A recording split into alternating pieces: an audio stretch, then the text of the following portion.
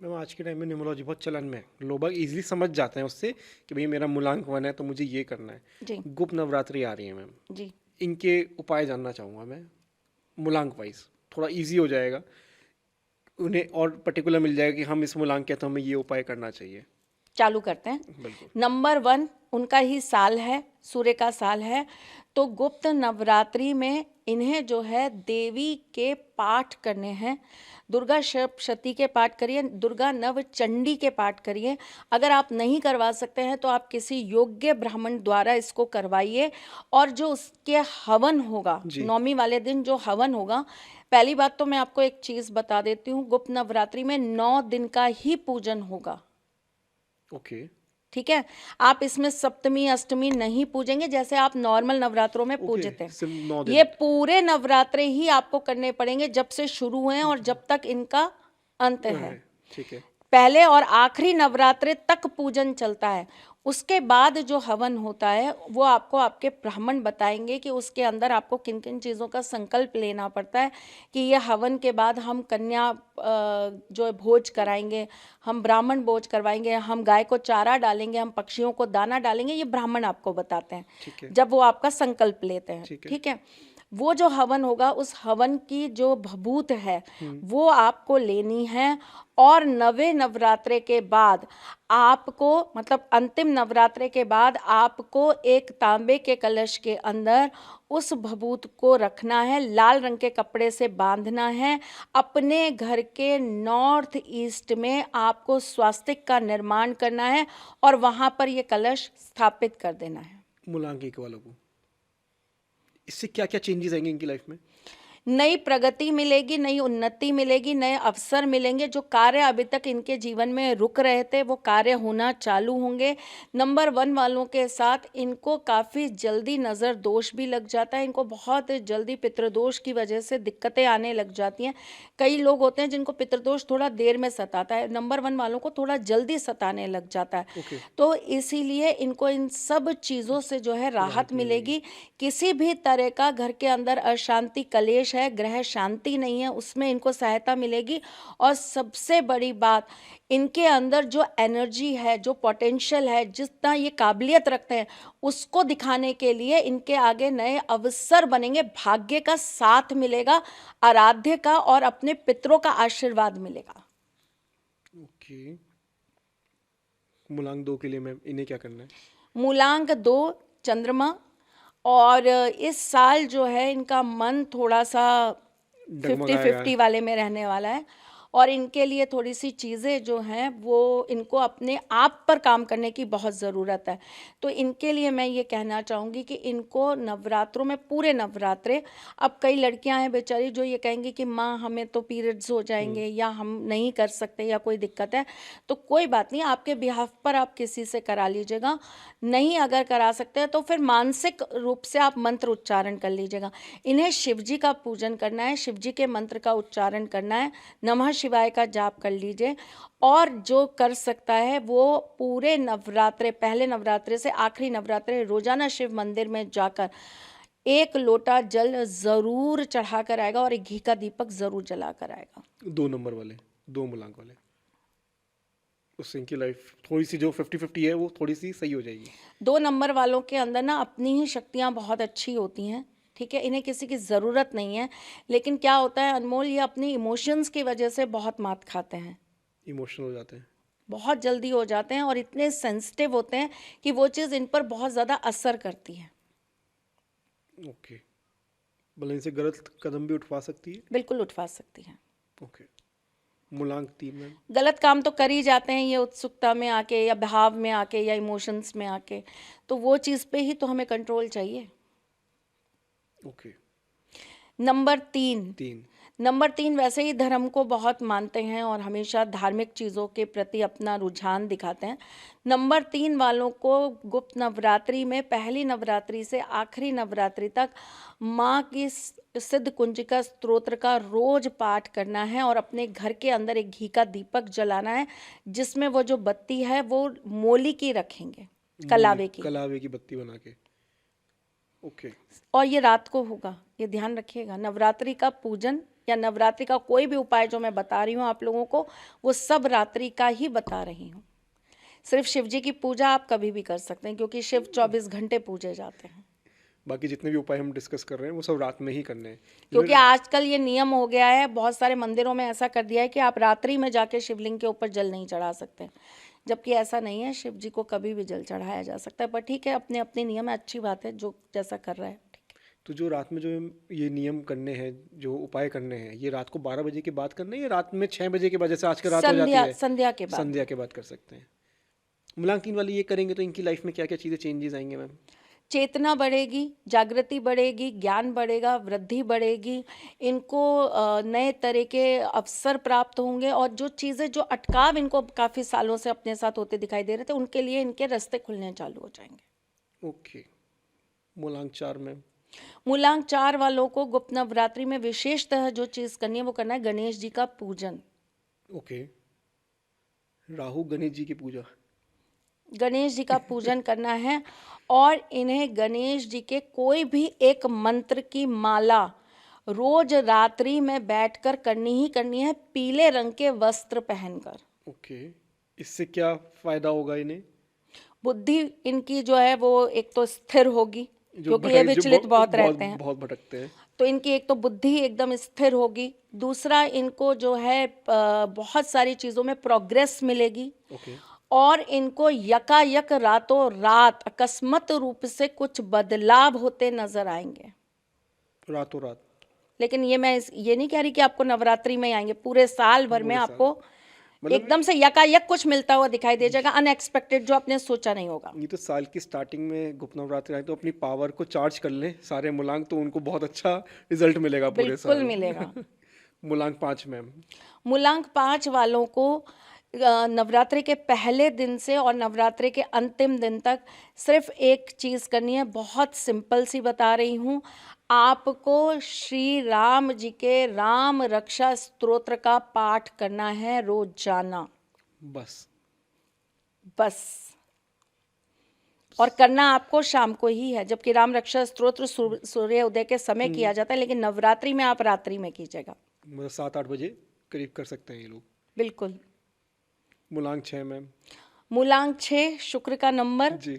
आपको पहले दिन से और आखिरी दिन तक अगर आप माँ काली के मंत्र का जाप कर सकते हैं तो करिए, माँ दुर्गा के मंत्र का जाप कर सकते करिए, लेकिन आपको माला जो करनी है वो 3, 5 या 11 करनी है। 3, 5 या 11? सबसे मिनिमम 3 और मैक्सिमम 11।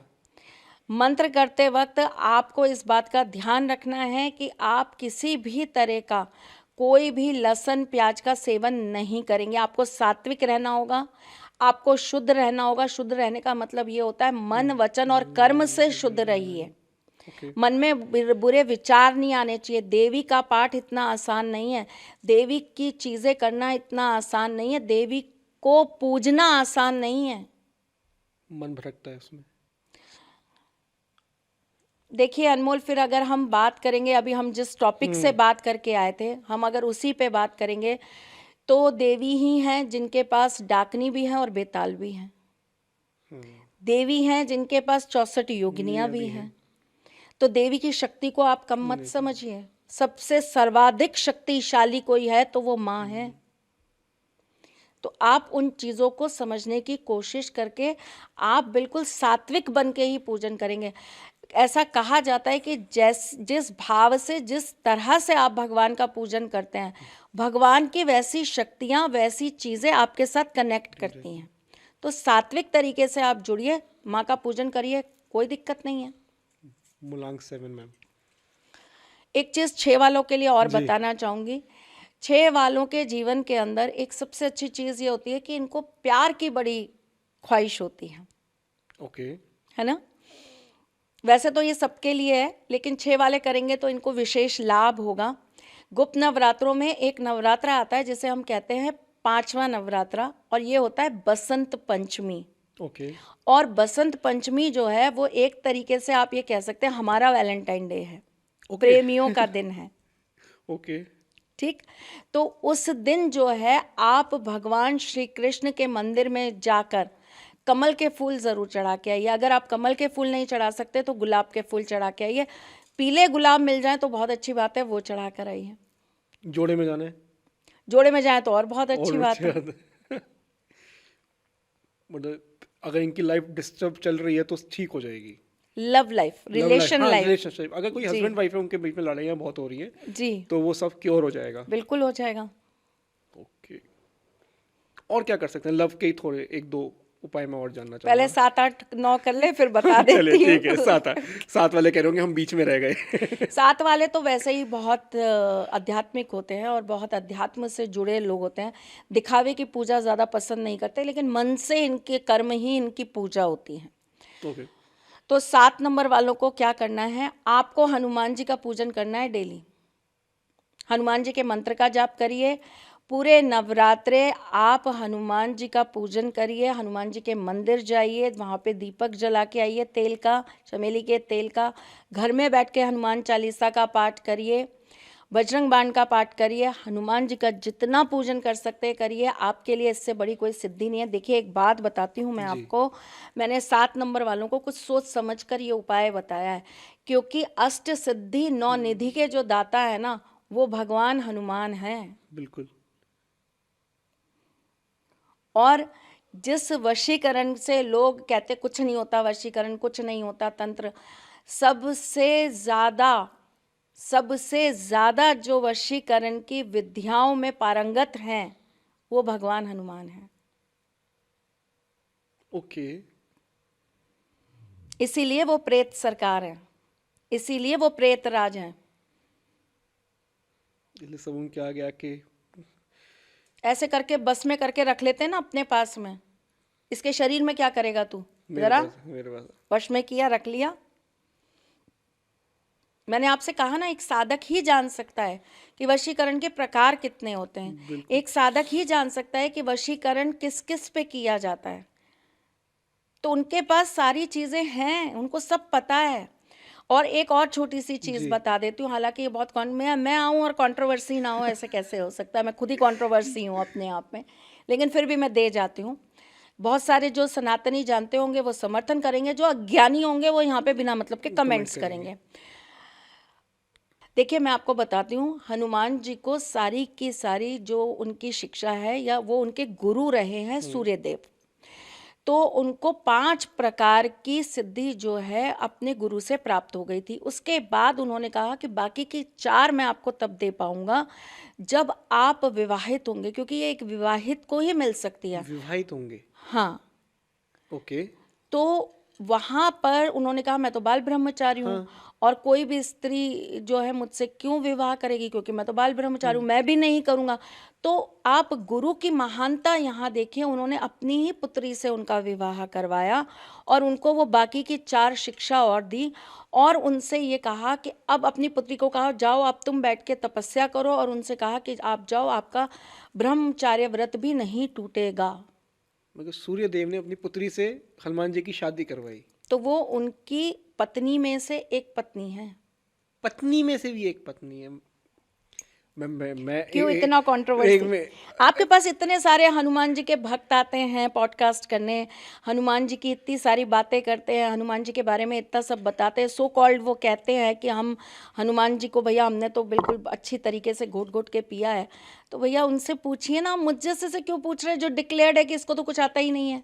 मैं अभी तो मुझे एक पत्नी के बारे में पता चला है, मुझे यही हजम नहीं हो रहा कि ये मैंने कभी नहीं सुना कि हनुमान जी की और शादी हुई आपको थी। अगर मैं ऑफ कैमरा ये बता दूंगी ना कि उनके दूसरे ससुर कौन है, तो आपके पैरों तले जमीन खिसक जाएगी। मतलब इनकी कितनी पत्नी है हनुमान जी की? 3। और तीनों अलग अलग जगह से हैं। एक सूर्य देव की आपने बताया, दूसरी पहले आप लोगों से पूछिए, नहीं तो मुझे केबीसी में बैठाइए, एस्ट्रोलॉजी के केबीसी नहीं, सनातन के केबीसी और एस्ट्रोलॉजी के केबीसी में बैठाइए। मैम इसका आंसर दीजिए प्लीज। दूसरा और तीसरा आप पहले व्यूअर्स, पूछिए, मैं पूछूंगा, मैं मना नहीं कर रहा। आप पहले पूछिए। मैं मैं पूछूंगा। दूंगी आपको पक्का। आप देखो, आंसर्स नहीं दूंगी तो आपको आंसर कैसे मिलेगा? फिर आप यकीन कैसे करोगे कि सामने वाला सच बोल रहा है कि झूठ बोल रहा है? मैं आपको कथा भी बताऊंगी उसके पीछे की, लेकिन ऑफ कैमरा। पहले आप लोगों से पूछिए, फिर मैं आपको बताऊंगी। लोग बाग इस समय कमेंट्स कर करके भर देंगे कि 2 पत्नियां कौन है। और हाँ हाँ, जिनको पता होगा, जो अध्ययन करते होंगे। ऐसा थोड़ी ना है कि मैं सिर्फ अकेली ज्ञानी बैठी हूँ इस दुनिया में। मुझे भी तो किसी से पता लगा, मैंने भी तो किसी से सुना। तो बहुत लोग हैं जो जो अध्ययन करते हैं, जो सनातन को समझते हैं, जो प्यार करते हैं अपनी सनातन संस्कृति से।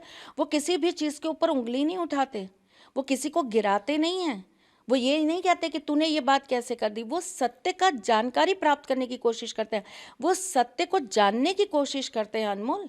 वो ढूंढते हैं। वो ढूंढते हैं चीज़ों को, वो उस पे संशोधन। कितने ऐसे बच्चे हैं, जब मैं कोई चीज़ बोलती हूँ ना, तो वो जाते हैं गहराइयों में, वो जाकर उसके ऊपर शोध करते हैं, वो उसको देखते हैं कि मैम ने ये चीज़ बोली थी, अच्छा इसका इससे क्या संबंध था, अच्छा इससे इसका क्या संबंध था। फिर आकर मुझे कमेंट करते हैं या मुझे आके मैसेज करते हैं, माँ आपकी ये बात बिल्कुल सही थी, हमने पता किया, ये बिल्कुल सत्य था। मैंने अपना एक सबसे पहला पॉडकास्ट किया था जिसमें मैंने ये बोला था कि कृष्ण ही काली है और काली ही कृष्ण है। ओके। ठीक।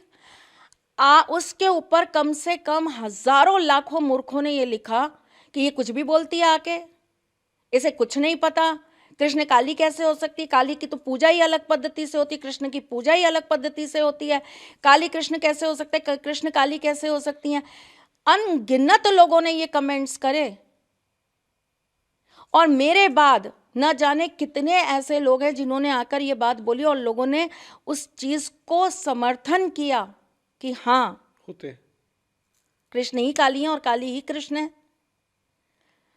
अब मैं एक और सवाल आपसे यहाँ पूछ लेती हूँ, कौन सी काली? काली का रूप बताइए। काली के ही बहुत रूप हैं। और कौन उसमें सी से काली? कौन सी काली? अब ये तो बता दीजिए। कलयुग में भगवान हनुमान जी कहाँ वास कर रहे हैं? कली युग में भगवान हनुमान जी कहाँ वास कर रहे हैं? ये प्लीज आप देखिए, जिनका विषय है उनसे बात करिए ना। मैम विषय तो विषय होता है जब वो तो सामने जगह जगह ज्ञान दे जाकर रहे हैं। कथाएं सुनाते हैं, जगह जगह जाकर जो है बात करते हैं हनुमान जी की, तो उनसे क्यों नहीं पूछते हैं? पूछिए ना। आंसर मैं देती हूँ आपको, आंसर लिस्ट में देती हूँ आपको सब सवालों की। मैं अपने लोगों को, अपने जो मेरे बच्चे हैं, जो मेरे साथ रहते हैं, किसी से भी पूछ लीजिए, कोई भी बताएगा आपको, सबको पता है। और यूं ही नहीं बताऊंगी बेटा, मैं आपको बहुत कुछ, आपको गहराई में से निकाल के आपको किताबें ऐसी बताऊंगी जहां आपको ये प्रमाण मिलेंगे। ऐसी बात नहीं है, हवा की बातें नहीं करूंगी। इतने लाखों करोड़ों लोगों के पास यूं ही आकर कुछ भी यूं ही नहीं बोल दूंगी। अब इसमें से कोई चीज मेरी ये निकालें कि काली, फिर कोई निकाले हनुमान जी, और फिर उसको आपस मर्ज कर में दे। मर्ज कर दें, और फिर ये कह दे कि देखो ये तो काली हनुमान बोल रही है, हनुमान काली बोल रही है। तो देखिए, ये ऐसे मूर्खों की बातों को सुनेंगे तो फिर मूर्ख ही रह जाएंगे। बिल्कुल। क्या बात बताऊं फिर मैं आपको? आप पूरा पॉडकास्ट सुनिए ना, 1.5 घंटा 2 घंटा अगर हम बैठ के बातें कर रहे हैं, बिल्कुल। उससे पहले भी अगर हमने 3 घंटे 3 बैठ के घंटे। विचार विमर्श करा किसी चीज़ पर, तो उन चीज़ों पे बैठकर बात करिए, तो आपको समझ में आएगा कि किन चीज़ों पे बात करनी चाहिए। और जो क्वेश्चंस मैम ने कहे इनके आंसर्स मैं लाने की पूरी कोशिश करूंगा। अगर मुझे नहीं मिलते हैं तो मेरा तो मैम वादा आएगी है, पक्का, मैम आएंगी। मैम आएंगी पक्का, और मैम बताएंगी पक्का। पूरा मूलांक 8 के बारे में बात करते हैं। ओके। मूलांक 8 को क्या करना चाहिए? वैसे तो देखिए, ये बहुत ज़्यादा पूजा पाठ करने वाले लोग नहीं होते, बहुत ज़्यादा पूजा पाठ में बिलीव नहीं करते, ये अच्छे कर्मों में बहुत बिलीव करते हैं। लेकिन जो लोग करते हैं, क्योंकि समय बदल चुका है, लोग आजकल इस चीज़ के लिए बहुत अवेयर हो चुके हैं, तो मैं उनको ये कहूँगी, भगवान श्री कृष्ण की पूजा करिए, ओके, वो इनका कल्याण कर देंगे। एक क्योंकि वो भी तो एक काली का ही रूप है, बिल्कुल और बिल्कुल। उसी काली का पूजन होगा। इसमें एक क्वेश्चन हो रहा है मूलांक 8 के लिए। कहा जाता है कि 1 नंबर का साल है, सूर्य का साल है, तो मूलांक 8 वालों को सूर्य को जल नहीं चढ़ाना है? नहीं नहीं, क्यों नहीं चढ़ाना है? पुत्र पिता को नहीं मनाएगा तो किसको मनाएगा? अगर मेरे पापा आज मुझसे नाराज हैं, रुष्ट हैं, तो मेरे पापा को मनाऊंगी नहीं मैं। हम्म। पिता कितने भी कैसे भी क्यों ना हो जाएं, कभी अपने पुत्र का अरिष्ट नहीं करते। और पुत्र अपने पिता का कभी नहीं करेगा। पुत्र तो फिर भी कर सकते हैं, पिता नहीं पिता करेगा नहीं अपने करेगा। पुत्र का। तो देखिए, मैं ये बिल्कुल नहीं कहूँगी कि 8 नंबर वालों को सूर्य को नहीं प्रसन्न करना चाहिए या उनकी पूजा नहीं करनी चाहिए। ये बेवजह की बातें हैं। शत्रु क्यों मानते हैं? सबसे अच्छे फल ही सूर्य अपने पुत्र की राशि में आकर देते हैं, कुंभ में क्यों नहीं देते? सही बात है। मकर में ही क्यों देते हैं? ज्योतिषियों के लिए ये सवाल है।